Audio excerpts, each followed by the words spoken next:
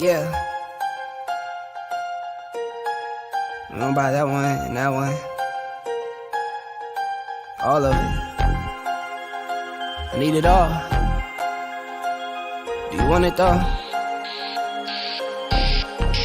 Where do I begin? I see the hate, they don't wanna see me win. Bank deposits, I got more coming in. Top down, throw the money in the wind. I don't want it all. Heard he scammer, had to switch up the accounts. Moving paper, gotta call it my account. It's all in, I can have it coming out. Been through the struggle, I can see another drought. Yeah, it's not a purse, it's a merge. 6 figures was a goal, now it's 9 or a hearse. Put it work. Used to pull up, not swerve, no time for the snake. Hey guys, welcome to another session of Educators Roundtable. You know, in this day and age, and not because I have an IT company, but because it's very important that we start looking at things, not for this moment, but where we're going in the future, not just with education, but with careers. So right now, there's a huge demand for IT support all over the world. So you begin to ask yourself these questions. If our students were graduating today in this moment, in May is at this moment, would they prepared to walk into positions in IT? The question is probably not. So tonight, we're going to talk to a person that not only can help your students get the IT training they need, but they can get it within the next 6 months to a year, walk out with a certification and start a job immediately.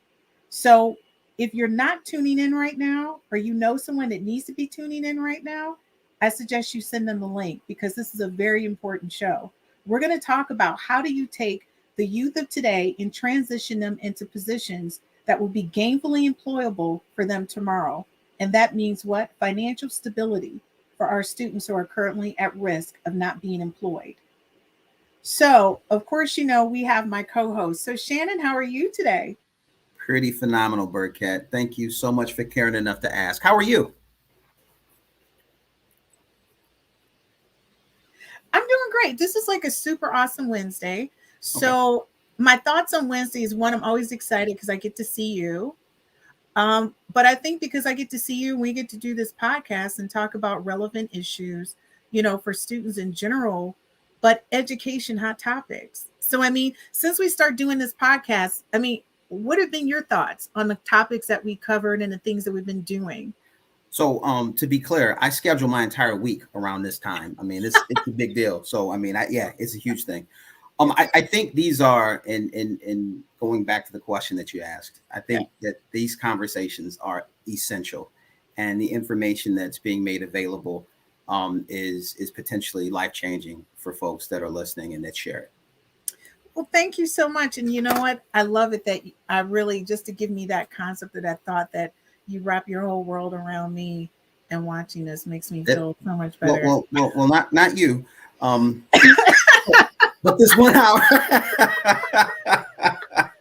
Just as 1 hour. Just as 1 hour. If you guys have missed prior episodes, you guys may not know, but Shannon and I are really good friends and we know each other. So this is him teasing me because I'm always on top and about, dude, what are you doing? Like, you know, and so he's teasing me right now. So listen, I don't want to hold up our guests because we have an amazing guest and we have Dr. Spinelli joining us today. How are you? It's an absolute pleasure to be with both of you guys in my evening.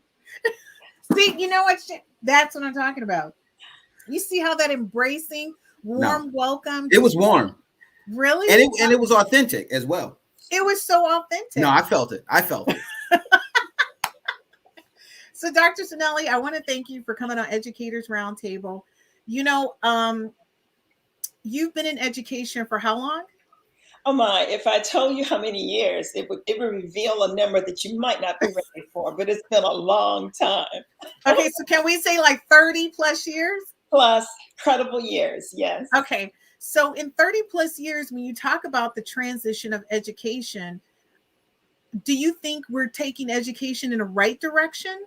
Or do you think there's some more work we need to do because about being career ready? Like at this point, when our students leave high school, they graduate from high school, they should either be going in a path that's going to take them to college or some type of training program or directly to work, right? Do you think right now our education platform is doing that for us, for our students, the infrastructure we currently have in place? Or do we need some enhancements there? The answer to that question is highly contingent upon zip code. So if you're in Seattle, Washington, there are all kinds of virtual Right. IT programs, all kinds of IT programs for kids, and they actually get these credentials work while they're in high school. But if you want to come into the inner city and you wonder if they exist, they might. But in the world of IT credentials, that's the ticket to the work world to earn a salary over $50,000. So outside of that, like just speaking in education in general, do you think we are preparing our students to take one of those three paths right now outside of IT? We are not. We are not. That made it simple. All right, so Shannon, what about you? Do you think? You know my position on this. I'm in agreement with Dr. Spinelli. We are not. Okay. We are not. And so when we talk about education and where we're at overall, do you guys think there's something that educators should be doing? Is it something that legislation should be doing? Should government be doing in order to ensure we are on the right track? So can I just want to kind of share this, because I think educators are still taking this historic approach to really moving young people forward, and preparing young adults at this point requires a different educational experience, a different mindset than it did a single generation ago. And too many students are not being meaningfully engaged and are not motivated in really what's going on in the classrooms, because they're not being presented with quality experiences in the traditional high school setting. And that's especially true in the inner city. And I think you're right. And I apologize for interrupting. Arlie Gordon, thank you so much for joining us. Said exposure and experience. So honestly, well, I don't know, like, and so Dr. I'm not going to throw you under the bus with the age thing, but I will say to you, Shannon and I are like the same age. When we were in school, we were exposed to different things because we had CTE in our schools. It wasn't like we had to get on a bus and go somewhere. So our exposure to things were more immediate. I remember when we had home ec. A lot of people learned how to cook in school because we had home ec. We had so, right? Yeah, I do too. So, I mean, that has changed considerably. So for you, Dr. Spinelli, I mean, you've run school districts. So from an educator's perspective, from when you started to when you stopped and started your own company, do you think we made any shifts in the right direction to get our students more career ready or college ready? Well, I have to be very personal with that response. So I've been a school superintendent, teacher, all of that good stuff. And over on the IT side, a senior vice president, officer of major IT corporations. And so as an educator, because I've been back and forth, I've been able to think out of the box and do something different. For example, in Norfolk, when I was deputy superintendent there, I was able to open a school for high school dropouts. These are kids that had given up on school, and pulled in the IT credentials as a part of the offering. And these kids excelled and got their high school diploma. And so the expectation was they're gone, they can't. And my expectation was they will, they shall, they did. And so it's all about raising that bar of expectation and giving kids an opportunity that excites them, that's outside of the norm. So you think it's more leadership, because outside of that program that you brought to that district before you got there, were they doing anything innovative like that? No.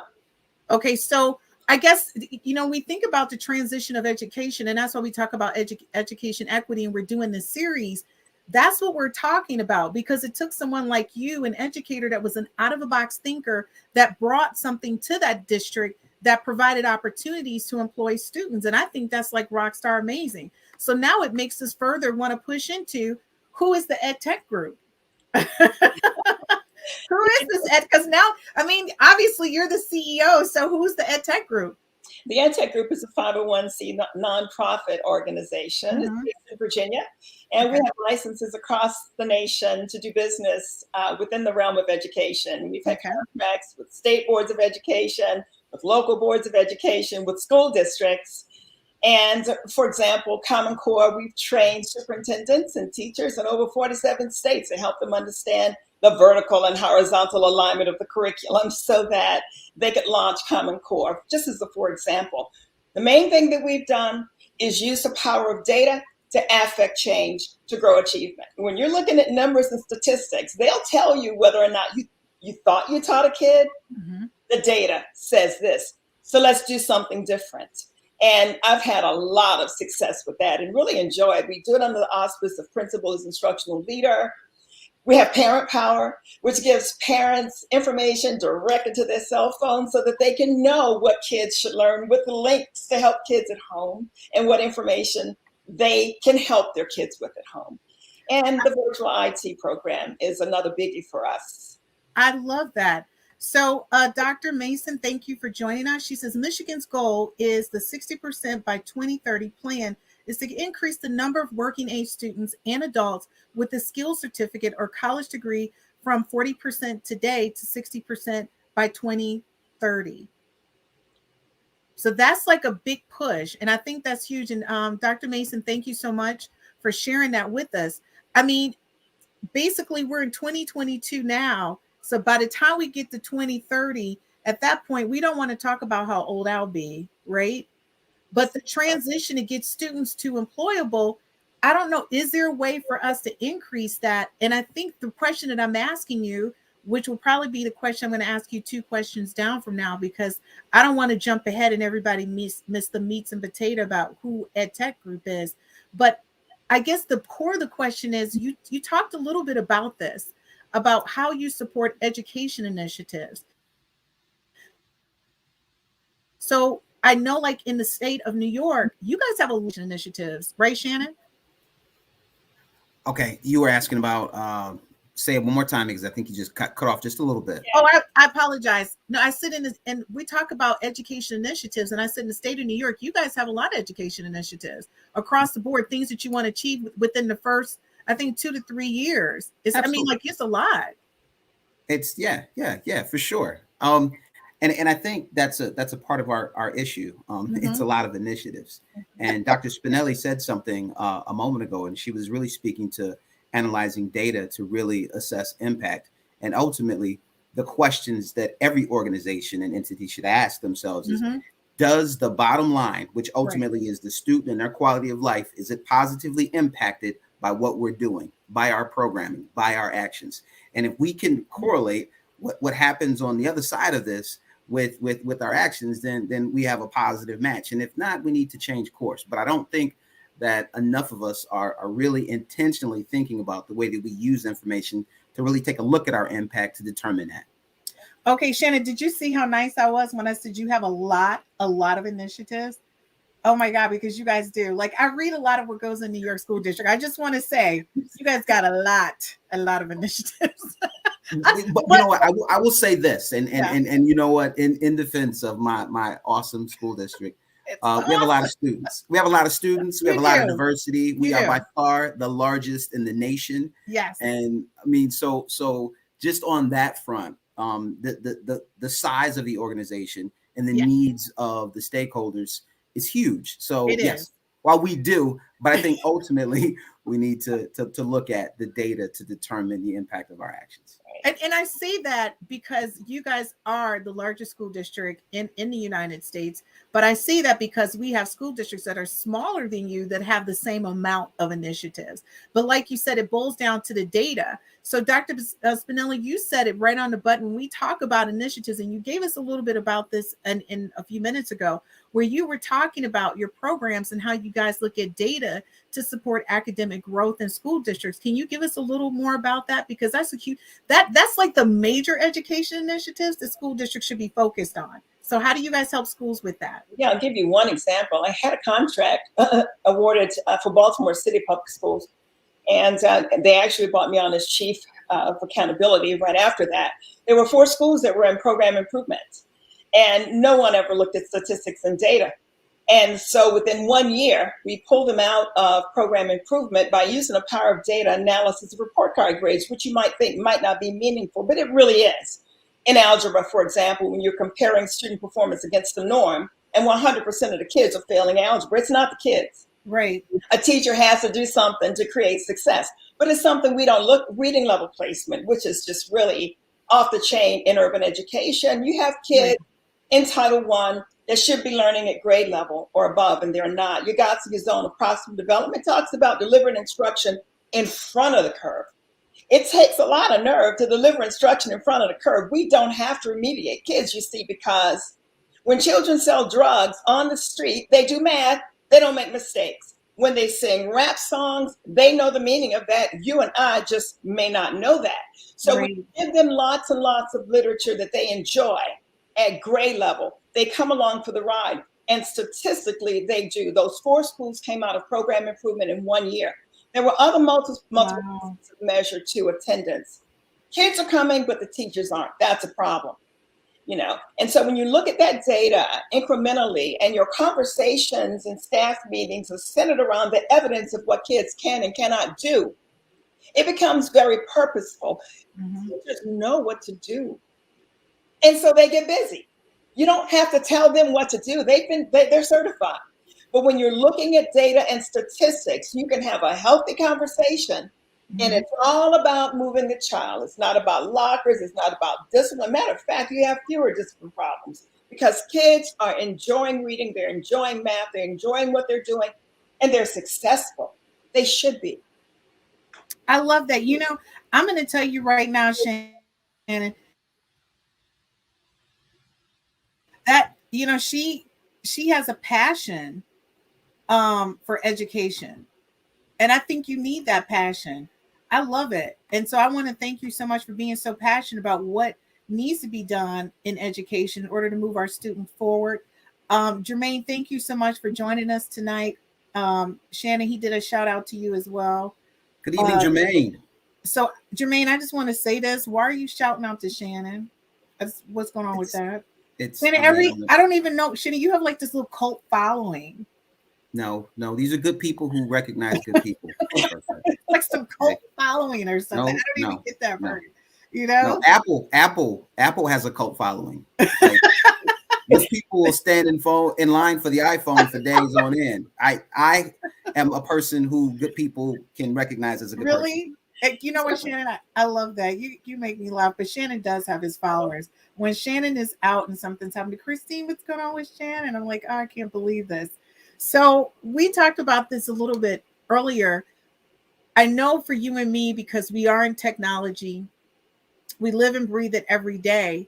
But the question is, do you think K-12 education is preparing students for roles in tech? And so, Shannon, I'll start with you, because I know you guys have these amazing CTE programs in the state of New York, where you guys are doing some major things there. So you want to share some of that with us?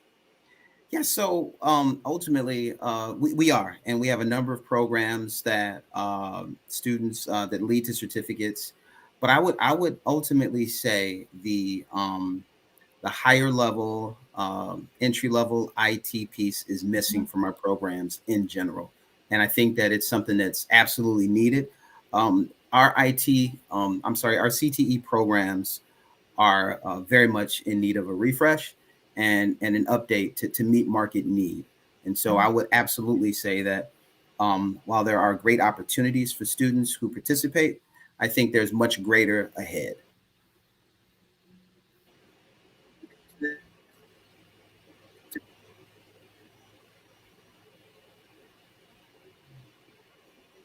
Thank you, Shannon. I also want to make sure I don't forget to share this information. Jermaine said hi to Dr. Spinelli as well. All about the equity, Jermaine. We so appreciate you. I just want to throw that out. And so Dr. Mason says she agrees with Dr. Spinelli. She's absolutely correct. Many students do know how to use technology when it comes to their personal interests. 100% they do, and they use it all the time to do things that maybe they should not be doing. So for you, Dr. Spinelli, I mean, we talked about this a little bit like a couple days ago. We were talking about how students understand how to use tech, but when we made the transition to virtual platforms, they made it seem as if students weren't prepared for that. And I don't know if it was the students, the parents, or the teachers, or the school districts. Like, I don't know, but I definitely don't think it was our kids, because they use their phone for everything. I mean, what's your thoughts on that? Well, I had a conversation with Apple because so many millions of dollars were spent in New York City with Apple, as a matter of fact. And my conversation with the second highest person in charge, I really took her to task, because you don't just sell equipment when you have homeless children who are in homeless shelters who have no access to the internet. You sold it with the intention of students being able to use it. So they got the technology, but they could not use the internal internet to access the curriculum. Say it again, because she is so absolutely correct. And that was a huge issue, and it's one that has not been talked about. So that, yes. They didn't like it one bit, Shannon. I really didn't care, because I don't work for Apple.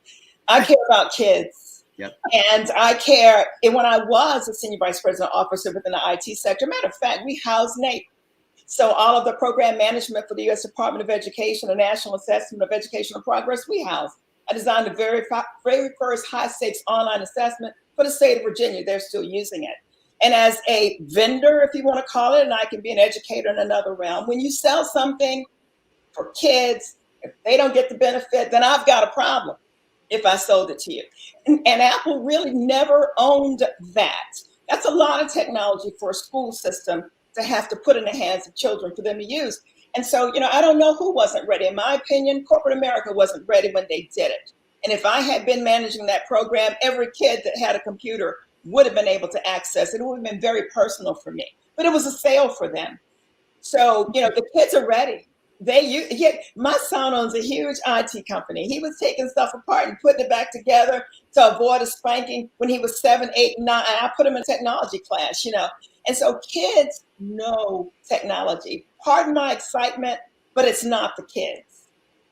No, I love it. I'm going to tell you, my company was hired because of the things that not only Apple did, but Microsoft did, and several other companies, Dell and the rest of them. They sent over their product and they didn't provide any type of online training. And that was a huge problem. Like, they just dropped the product. But not only that, I think the person who ordered the technology for these school districts didn't take into account the homeless community. They didn't take into account that every home did not have Wi-Fi connectivity. So you should have been connecting yourselves with the local cable company or network systems to get the kids hotspots, or to allow them to have access to your network through what? I mean, right now, if you're working from home, you can access your work server. So this was a lot of things that people should have thought about. But for me, as an IT consulting firm, one of the things I said to all the school districts, can we please set up a private YouTube channel so I can help you create training videos just for your students and your parents? Because that would have made more sense. And if you're troubleshooting because you're having a problem connecting to this platform, step 1, step 2, step 3. And if this doesn't work, call this 1-800 number to our, customer service or IT support, and we will assist you. But they didn't do any of that. Kids showed up to the buildings, they gave them the devices, and was like, good luck. I'll just say I deserve better. And so who does that? And, and I'm going to tell you the flip side of that for teachers was that they were never taught how to teach to 10 kids in the classroom and 20 kids at home. So they were trying to figure out how to make this technology work and how to set up their classrooms and how to do it from home. Again, a private YouTube channel with a tutorial. If you're going to teach from home during the pandemic, this is what you need, and this is how you set it up, right?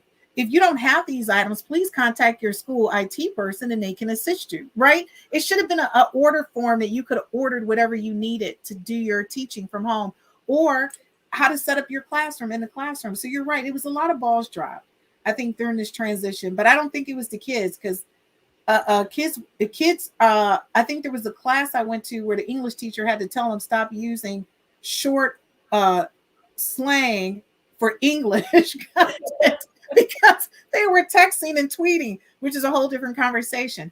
Okay, guys, so you guys know we have to take a commercial break. So give us a moment. We'll be right back to Educators Roundtable.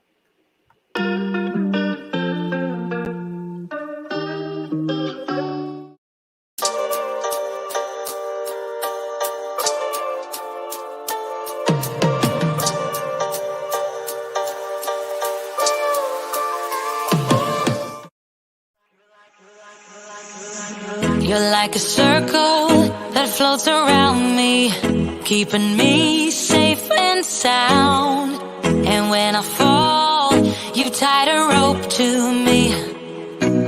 You're blessing me every day. Hey guys, welcome back to Educators Roundtable. If you're interested in being a guest here at Educators Roundtable, you can join us anytime. Send us a DM or you can sign up with us via our website. So listen, if you missed the first session, you missed a conversation about an amazing company that's doing rock star things in our school districts. And I don't know about you, but it's really important that we start shifting the way we think about how we need to educate our students and preparing them to either go to college, go to get some type of training and certification, or go to work. So Shannon, I don't know, like this first half, I was really excited. Did Dr. Spinelli get you excited? She's so passionate about education. She is. And I would say not just passionate, but passionate and knowledgeable. And that's a really powerful combination. Absolutely. And I can't wait to hear more. I know I love her. I think she's such a rock star. So Dr. Spinelli, I'm going to tell you, you are really focused on providing youth with the opportunity. And everyone has asked me, what is CompTIA? Can you please tell them what it is? Like what happens? What's going on with I know what it is. Shannon, do you know what it is before she tells us? Do you know what it is? No, I don't. Okay. So there you go. So what is CompTIA? What is that? Well, CompTIA, I have to tell you, it is the first credential that's offered by a major $2.2 million credentials. They give that many credentials per year. CompTIA. Okay, the CompTIA A+ credential is the first in a series of credentials that lead to cybersecurity. And so it's an entry-level, vendor-neutral kind of a certification where kids learn how to fix things on the network, the Internet of Things, how to troubleshoot a computer, all of the initial things that they need to really build themselves from novice to practitioner within the IT space. And there are two components of it. The first component, they master that, they take an assessment. And then the second component, they master that and they take an assessment. But I can't just tell you what CompTIA A+ is without telling you that we create success for every kid that's in our program. We don't just stick them in a course. We give them a laptop. They keep it after the program's over. It's embedded with internet. It works. And so we don't have to worry about whether or not they have access to the internet. We give them Microsoft Office Suite. We connect them with an employer at the very beginning, at the onset of the program. We try to do cohorts of 30. And so we determine what time works for them. Oh, so you want to do this on a Saturday morning? Cool, you better wake up because you got to get credit for this. Oh, you want to do this on a Wednesday evening? We can do it on any time you want to do it collectively. It's a set schedule. Once we agree to it, we're off 1 hour a week. And they have mentors. They're learning the curriculum from it, and it's all virtual. They're learning from people who are professionals in this arena. The best. They get the cell number of the instructor and they get their own personal mentor. They get every class played back on a cell phone if they want to, in case they didn't get it. We build success, labs online and everything. When they walk out of this CompTIA A+ credential, you ask what it is. It really is the credential that is required for almost every federal contract you might work on if you're employed by an IT company. Don't forget, every entity that operates as an organization has IT. Mm-hmm. We all know that. We don't think about it. And every entity needs this type of a person because if the network goes down or if it's not protected, you can't work. Mm-hmm. And so this person is skilled and walks away with, and let me say this again, industry standard credential. It's not just a piece of paper. It's something they can take anywhere. And Christine, I've got to say this. Mm-hmm. We don't care about just anybody taking this course. We only want to work with underserved populations. We want to work with kids that might have been labeled special ed. They're not, they're just special. We want to work with kids that they've given up on. We can work with regular kids, it doesn't matter. But we can start as young as 13, no high school diploma is required. And we can go as old as 95 if you feel like you still want to do it. It's not a problem. Shannon, it sounds like you guys should have this in your school district. This is like totally rock star. It really does. And Dr. Spinelli, hopefully you can make some time for me offline so that we can have some conversation about it. what next steps in conversation might look like. Would love to. You know, and keeping what you just said, my mind goes back. I won't call the names of universities, but there are two schools that I met with, and they were interested in meeting with us because we create success. So their kids go through the CompTIA A+ credential. There's the CompTIA Network Plus and the CompTIA Security Plus. Why? It's a stupid question. I always ask questions about numbers that tend to be stupid. How many kids got a credential? 0 from both colleges. So this goes not just, you know, K-12. We could start as early as middle school. Colleges, they have kids going through these courses, and their excuse is they don't have the wraparound support. We provide mental health counseling too, if necessary. They don't have that. And my question is, why not? Because what you've done is turned a kid off from a whole pathway that they could be excited about and excel in. Obviously, they were interested. They took the course. But obviously, if they fail the exam, they're not interested. We don't allow failure. That exam, $3,500, by the way, it's not cheap. Unless you get a voucher, it could be $300, $400. I love that. And I love what you're doing in that whole realm. And I think what people don't understand is there is a huge cost to this. But before I move any further, I'm going to tell you guys she brought the whole gang. Larry, what is going on? I am so excited Hi. to see you. I almost started doing cartwheels when I saw you in the green room. I'm happy to be invited. Thank you. Oh my gosh. I mean, I can't even tell you. So, like, before we go into this question, Larry, I want you to share with people who you are and what you do in education. So they'll understand who's, because right now I feel like I should just be like doing this right now because people don't know who you are. I don't even know if they understand, but go ahead, Larry. All right. Well, thank you for that opportunity. I always tell people that back when I started in education, I was the youngest principal in Texas. I was 24 years old, my first principal's job. And I never forget the first adult I met was the teacher that didn't get the principal job. Mm-hmm. So I started young and fast, and it was exciting. And then for about 15 years, I was in some school districts, high poverty, high low income, high mobility, and bilingual schools.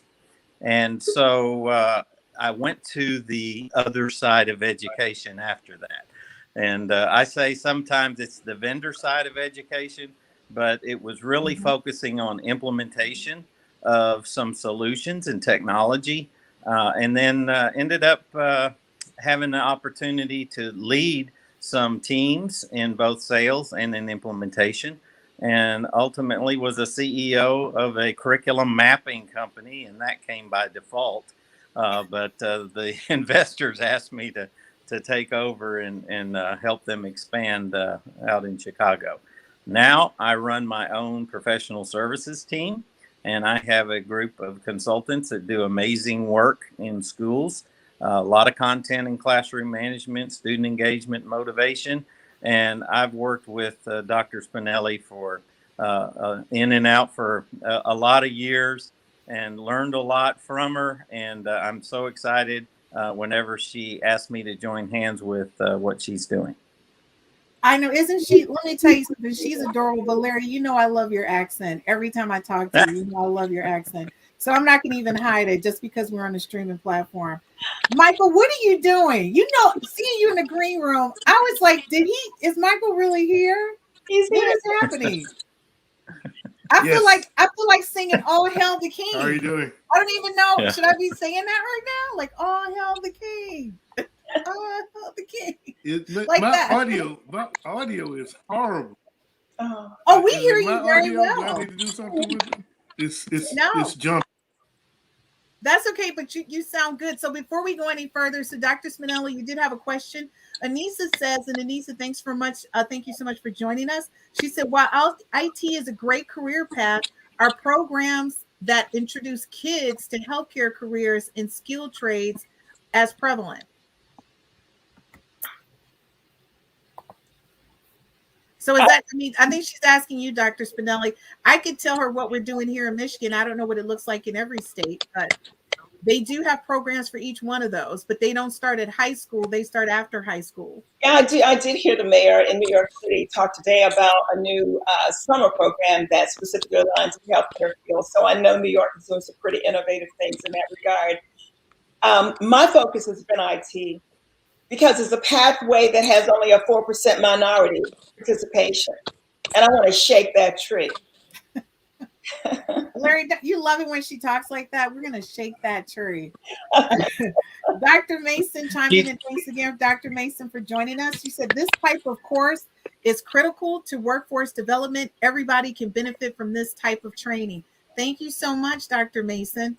I'm going to tell you, I'm really excited because I think students need to understand what this looks like for them. So what job can a student apply for once they complete this IT training? I think you went over that a little bit before, but what type of job can they get?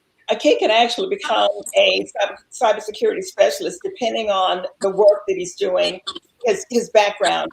And I found that in the research. I did not know that. And that's a salary around $130,000. Typically a computer technician, an installation technician, an IT support specialist, a data support specialist, server support specialist, making sure there's visibility across networks, trying to fight cybersecurity attacks, which are so prevalent these days. Technical support, a field service technician, network support specialist. They have all these little catchy titles. But if you were to go into the internet, enter Indeed.com, not that I'm doing an ad for them, and just type in top 10 A+, you'll see all of these jobs with salaries come down, and they're pretty good salaries that the kids could be making, could keep them out of trouble, that's for sure. I like that. So Larry, where you're at, do you still see the same need that she's seeing from this end as it relates to that type of IT level 1 support in cybersecurity? Well, you know, I'm in the K-12 industry, and the work that I'm doing is so. When you talk about the cybersecurity part, I'll leave that to somebody with a lot greater expertise. But as far as the technology, you know, we've seen so many innovations that promise and don't deliver. And so I'm excited about what LaTanya's got going with some of the things she's doing with Parent Power and engaging the whole community in their work. I'm also excited that Michael Pitts is on this. Well, where'd he go? Well, Michael is here. I put him in the green room because Michael. I went back to my phone because I couldn't hear anything. Oh, okay. Well, that's okay, but, Michael. That's the reason why I put you in the green room so you could work it out first. Good. Right. I'm on my phone now, so I can hear everybody. Okay, good. awesome. So, but what I was going to say, as I learned a lot from what he did as a school leader in several urban schools, but also the books that he's been working on and articulating in the area of technology. So I think Michael would be a better expert to answer that question you sent my way. Okay, so Michael, you already know you're coming on the show all by yourself. So just don't throw the whole book out there right now. Okay, don't do it. It would be no reason for people to tune in when you come on by yourself, right? Don't do it. So at a high level, Mike, just at a high level, right? Mm-hmm. What are your thoughts about students learning this, get an opportunity to enroll in this IT certification program while they're in high school or middle school? What do you think about that? I always thought that was important for students to be exposed to other venues other than just college track. I think that students should be involved in trying to get certifications and also understanding why they take certain classes. A lot of times students take classes and they don't know what kind of job is affiliated with that class. It's perfunctory. And I've always said that, you know, if I'm taking trigonometry, why? You know, or other things. If I'm taking computer type classes, to what end, to what job, what facilitates this kind of learning? And a lot of times, students are thinking that just taking it because it's a requirement. But I think in the IT space, that's the future, and it's a lot of prerequisite classes to that. and students are taking it, and they should understand how it links, because they're very important. I used to live in Memphis, and FedEx about 20, 30 years ago, when I could have gotten some money in the FedEx, and I didn't have any. They were hiring students out of high school to look up the internet and work on the internet. And I mean, they were paying them $30,000-$40,000, and they weren't even out of high school yet. Okay, Mike, I think you just told your age though when you said look stuff Oh, up I'm on old. the internet. I'm old. I'm not gonna. Right. You just threw it all out there. I just want to keep it real right now. I've been in the game for 30-some hard years, so you know. So you know, and also the tracks. I don't know if I'm answering the question. The tracks also invite kids to look at alternative careers. Yeah, it does. It does. A lot of us got into the IT game late. You know, we act like it was around, but it's a very new space, and you got I think that a lot of kids in school learn about technology as a end user tool instead of a tool that they can actually create themselves. And so my goal is to get kids out of the end user space and into actual development space, which is where the money is and which is where the future is.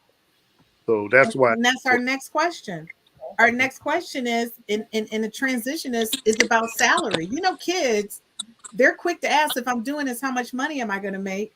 And I'm going to tell you right now, New York has done an amazing job with the integration of technology, but also providing CTE programs that will help students understand how to be on that end user and be a developer and that concept behind that. So I'm going to say they're like a really large school district, but there are individual schools out there within the New York school district who have done an amazing job with this.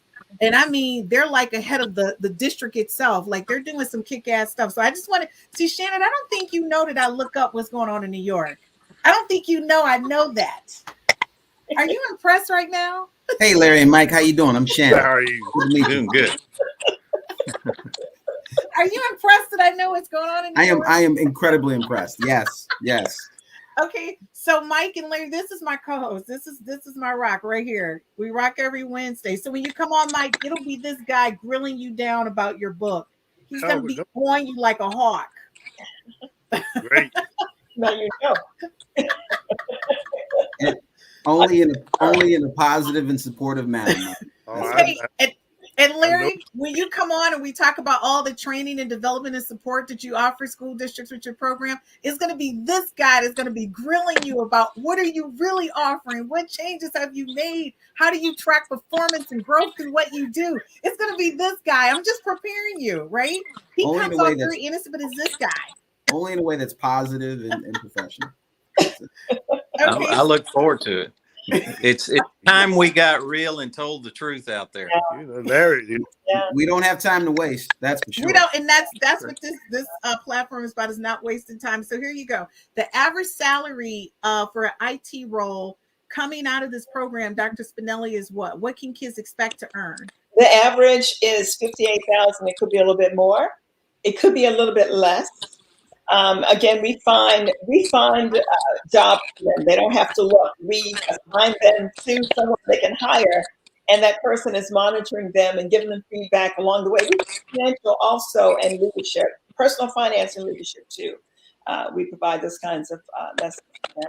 So also, guys, keep in mind what she's saying when there's a salary difference. A person working at a level 1 in cybersecurity in Michigan, their pay rate is going to be different than someone who works in New York. New York has a higher cost of living. DC has a higher cost of living. California does. So when you look at it, you're probably thinking, oh, they're making $80,000, $90,000 a year, but their cost of living, trust me, you'll be living in a shoebox, making $90,000 a year. You add at least $14,800 for New York, a place like New York. Exactly. And that's one thing sometimes when kids look at that, they ask that question. Okay, so Mr. Pitts mentioned prerequisites for IT training. What are they? Are there free or low cost resources to get them? For our training, let me be clear, there are no prerequisites. We take you as you are. Right. and we teach Okay. you everything you need to know. Right. Okay. So, Mike, do you feel that there are some prerequisites that students need to know? Well, my space is I come from the elementary level up, so my prerequisites are so far back that if I told you exactly Oh, what you're I saying think your prerequisites not for students to get the certification. kids, Do you think there's basic yeah, prerequisites she's asking? it is. Okay, what do you think they are? Do you have a list of 3 or 4? Yeah, I'm not sure exactly. I come from the space where they get trained from the very beginning of keyboarding on up to a higher level through schools and spreadsheeting and other things. Whereas I think this program starts. Is it starting at high school? 13. 13 Okay. is middle school. Yeah. So my opinion on that is that Mhm. it's two tracks that go on in schools and they're not totally in sync. A lot of Okay, people see in the technology, as I said, as end users. Others see it as bringing kids up from an actual curriculum where they understand keyboarding and all of these other things in the early grades. And as they progress through a academic curriculum, they go all the way to PowerPoint in grade 4, in grade 5, and grade great. 6. They actually create PowerPoints. In grade 7, they start spreadsheeting. They start all these UC, and right now it is whatever kid can do those things based on their parent input, based on a good teacher input. It's not an organized structure, even though there are organized curriculums to bring you up to get to that level.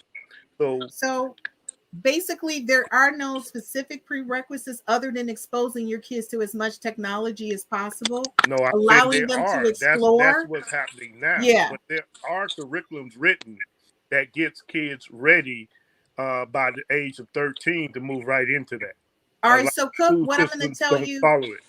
So, Cook, what Mhm. I'm going to tell you do when Mike comes on, watch because he'll be talking to you from his book and he'll be outlining those things for you. And Surely just will. to let you know, his book will be available for sale and you'll be able to purchase it during the show by going to his site. I'm going to keep it real with you guys. The book is amazing. So, you might want to get it so you can kind of look at life from a different lens. Jermaine, by the way, who is the vice president of ISACA in Washington, D.C. area, which is cybersecurity organization. He says, preach, Mike, preach, move from being a consumer to being an innovator. He is really big on that. And please don't promote Mike right now. Mike does not need, a bandwagon over here. I just want to say that to everybody. He does not need a bandwagon. Our next question is, what state is the program currently available in at no cost for the youth, Dr. Spinelli? I know right now you do have the program in one state where kids can just sign up for it. Where is that? That's in Denver.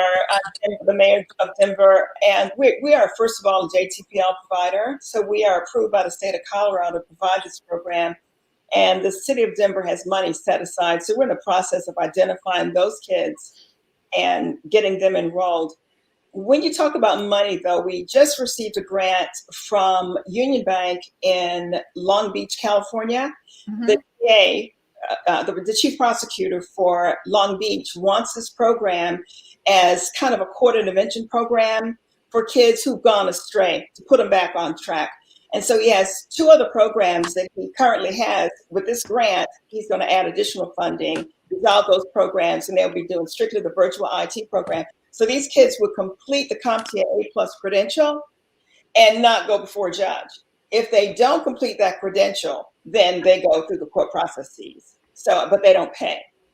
I like the fact that Denver decided to pay up front for these courses so that students can just enroll. So if you know anyone in Denver, please have them reach out to Dr. Spinelli so she can tell them how they can join a cohort of students for this program. And what else did you want to say, Dr. Spinelli? There's one other one I forgot. We were just funded by the legislature in New York to launch a program in Suffolk County in collaboration with the Commissioner for Labor for Suffolk County. And so that money has already been approved. We're waiting on the legislature to stamp it, and we'll be good to go. We will need kids in that program. I say kids, we go as high as 24, when we group ages 13 to 24 for this program. However, we can do adults too. It doesn't matter. I like this. So Larry, what is the process that school districts or municipalities can go through in order to provide this program for free to the students? So you're asking me a funding question. Yes. In the school. I have an answer for that. The Community Reinvestment Act. Every bank has to set aside a certain percentage of its funds, and I think it's 2 or 3%, for closing the digital divide in low to middle income communities. Every bank has this money. When they fail to do so, they are sanctioned by the FDIC. Be careful what you ask for, you just might get it. Because if you don't ask for this funding, you don't get it. But wherever you deposit your money, that bank has money set aside to pay for these kinds of programs that are targeting closing the digital divide for the kinds of kids we enjoy serving, low to middle income. Okay, so Dr. Spinelli, say that one more time for us so people understand how they can get this program funded in their state. They need to go to where? I'll tell you very simplistically. It's called the Community Reinvestment Act. Thank It you. is legislated. It is not up for conversation or negotiation. It is a fact. And when banks refuse to put this money in the right places to close the digital divide for people who are in low to middle income communities, they are sanctioned by the FDIC, and they don't play. They can shut you down. And so there are banks, I won't name them, that have been sanctioned, and those will be the very first ones to go to. It's in the press, you can see it. And you know what's interesting? They can do several things. They can give a grant. That's what you'd be looking for. Mm-hmm. They can pay for unsubsidized housing, construction, etc. And they can do small business loans. We're not talking about those two. We're talking about that free category where you have a group of kids that can benefit from this program, and you go to the bank and you have this conversation with the president of the bank. And if you don't walk out of there with it, then maybe you should be depositing your money someplace else. I love it. So my next question is, how do students enroll in CompTIA program? How do they enroll? Yeah, we have a toll-free number, and they simply call that number or log on to the website. We have an enrollment form there. And what's your website? What's the name of your company? And you know, the www dot is always there. So ed as in education dash tech TECH group.com. edtechgroup.com is the name of the company. It's a blend of education and technology. Okay, and so students, if you want to enroll and you're watching this, you need to go to our website at edtech, which is ed/techgroup.com. So how many students can enroll, Dr. Spinelli, in the program? Do you guys have cohorts? Yeah, we try to do cohorts of 30. It doesn't have to be 30. If we had 20 students, we could move forward with the cohort and begin. We also have a toll-free number. You can feel free to dial that number too. Is 800-380-6836. Okay, and once the podcast is completed, you guys will be sure to post that information on our social media sites so you can reach out to them anytime you like. And I know one of the things the parents are going to ask is the program is it virtual? They want to know, do they have to come to the class or can they just log on and their kid can take the class? I'm glad you asked that question for clarification. This is a virtual program. Everything is virtual. You don't have to go anywhere. In fact, the credential class, the test, the exam is virtual also. So we give each student a computer, and it has internet, and it has Microsoft Office Suite. Each student keeps that computer at the end of the class. It's yours. I love that. You go to work, or you'll need it for other reasons. And Shannon, we definitely need this in New York and Michigan. I'm bringing her to Michigan. Agreed. Right? Absolutely. I'm bringing her to Michigan. I mean, the time to reimagine what education can look like for all is now. Now more than ever, and the window is closing quickly. So yeah, it is. Shannon, I love that. See that again, the time to reimagine. Now, I am paraphrasing Chancellor David Banks on that first part, but I will say this: the window is closing quickly is all Shannon, because I think as we you know, these institutions are massive, and there's institutional momentum that will take us back to doing things the way we used to very quickly. And the past 2 years will be a memory. And we need to actively move against kind of what didn't work and let those things go and embrace what makes sense for those coming up. Jermaine says, repeat the website. Jermaine, I'll be happy to text that over to you shortly as soon as the podcast is over. And also make sure I put it out on all of our social media sites. I'm going to tell you, I know you said, you know, you kind of took that one-liner and you put your own spin on it. But I'm telling you right now, that's a movement. We need to reimagine. The time is now to reimagine education. I feel like that's a t-shirt, right, Dr. Spinelli? That's a t-shirt. It really is. And it's near and dear and very close to my heart. I've always been out of the box. And Larry, I was a principal in Atlanta at 23. And I had kindergarten kids who were proficient in Kiswahili and Spanish. Forget about that. They were doing algebra, trig, multiplying fractions, square roots, decimals, and percents, performing around the state of Georgia. They were going into my 4th grade classes, showing my 4th grade students how to subtract and regroup and divide with teachers in the back of the room. And so I just shudder to think if we could get over our own idiosyncrasies and come out of the box with something the kids are so ready for. They're ready. Sometimes we're not. We need to get ready because these kids deserve to be in IT, among other things. I'm gonna tell you, if I wasn't on board, you just sold me. You just told me if I was like an educator in the classroom, I would be on board with you right now. So I think what everybody's going to be asking me is how can they contact and get more information on the program? Folks, you want to go to ed/tech, put the little line, like a little minus, ed minus tech, okay, tech@group.com.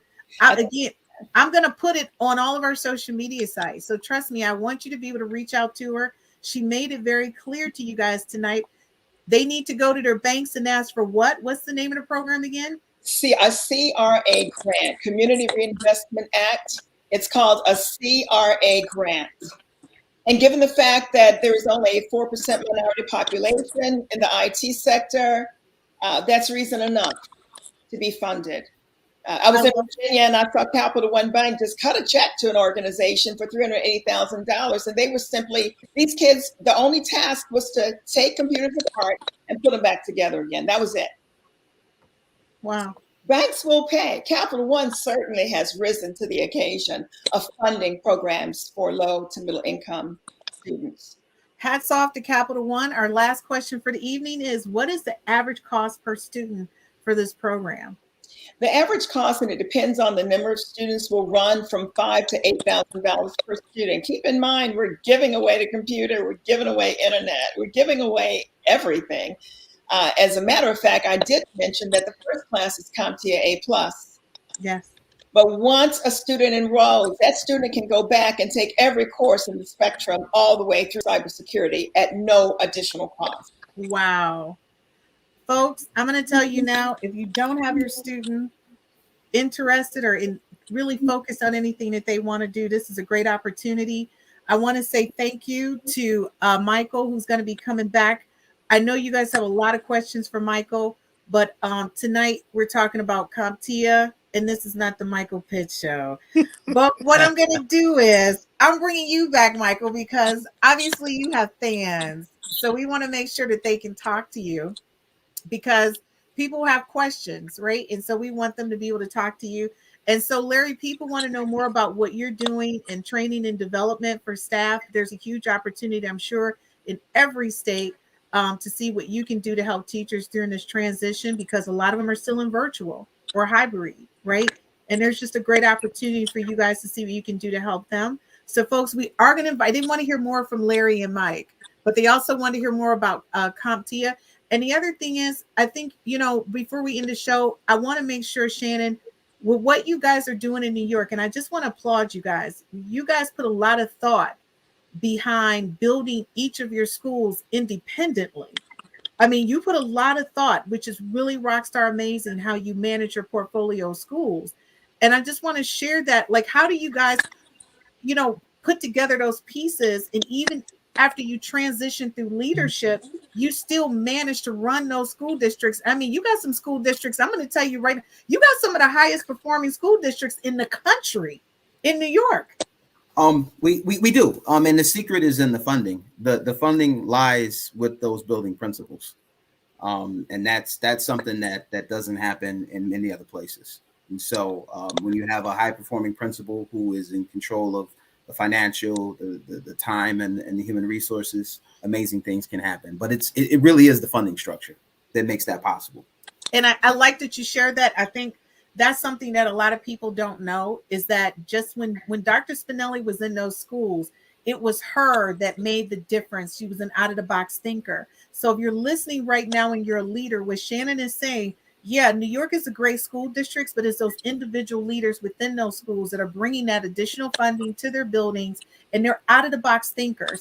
That's the reason why they have so many high performing schools in areas that are underserved. And when I tell you those kids, and I go and study your data, you guys are knocking it out the box. Heroes. And our graduation and attendance and test data was released actually today, and we've increased. It's I'll send you the information. It's actually pretty spectacular. Okay, so from my understanding, overall, you guys had a 32% increase, when most school districts during this time had a decrease. So I don't want to start quoting direct numbers. Let me just say I saw it today for the first time, and I'll follow up with you, and we can come back and do a deep dive if need be. We'll have to do a deep dive, because I'm going to say overall the averages from your schools was very impressive versus schools across the United States during this pandemic, and they are the only school district in the United States that never shut down. They were full face-to-face the entire time. They offered accommodations to students, but overall they were open, and I'm very impressed with you guys. You stood your ground on that. And it actually was not always the popular choice, but we know Black and brown kids need to be in schools. Yes, they do. Like, and I'm, and let's just, all kids need to be in schools, right? But that population specifically needs to be in schools for a lot of reasons that honestly don't even involve reading and writing and arithmetic. Right. But absolutely. And we can talk about that as well. Oh, we definitely are talking about that. A lot of times I always think my co-host and I, and we often do have a show without guests because we have so much to talk about.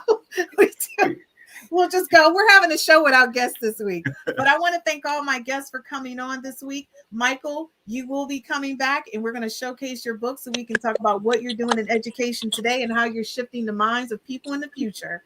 And Larry, we're going to bring you back to our podcast. We want to talk to you more about how you can support teachers in the classroom. He's in New York City schools too, by the way. His company. Yeah. Oh, yeah. And that's what I'm saying. I'm just really You're in New York City schools, Larry? Yeah. Yeah, we're servicing some of the schools and the high schools. And just to add what's been said, one of the niches I think that New York has figured out is where kids focus on a career path that they enjoy. And I'll name a few schools that I've walked in and seen. The Life Academy there in Brooklyn is focusing on the arts. You have sports management, where these high school students can learn not just going as an athlete, but how you can go in and support teams in whatever sport that they are playing. And they're learning, they have to have the prerequisites of math and reading and literacy and all of those things to transition, but they're learning the skill sets to go into a career, go into a job.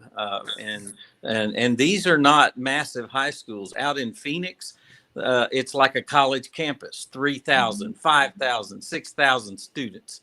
That get lost along the way. But New York's doing some great things, and I was excited to hear Shannon is leading that way. Oh, yeah, he's the rock star. And he has so much to share and so many positive things to add to what's going on in New York. So, Larry, thank you so much for joining us. We'll see you back in a couple weeks. Mike, thank you for joining us. Dr. Spinelli, as always, you're welcome to come back anytime. Pleasure. Because we love what you're doing over there at EdTech Group, and we want the world to know. Don't forget, guys, right now the program is free in what state? In Colorado. It's free. And we're getting ready to do something in Delaware that would make it free for those students also licensed there.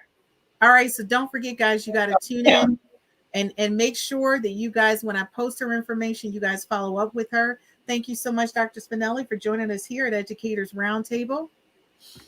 And Shannon, let me just say, as always, I'm always happy to see you. We can just do a show, just you and I chit-chatting it up. We could.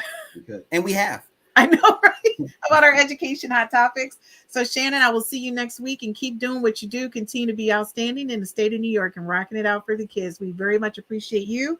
And as we always say, our teachers are our heroes. So thank you, teachers everywhere, for doing what you do that's so amazing, that's shifting and shaping the minds of our future. See you next week, guys.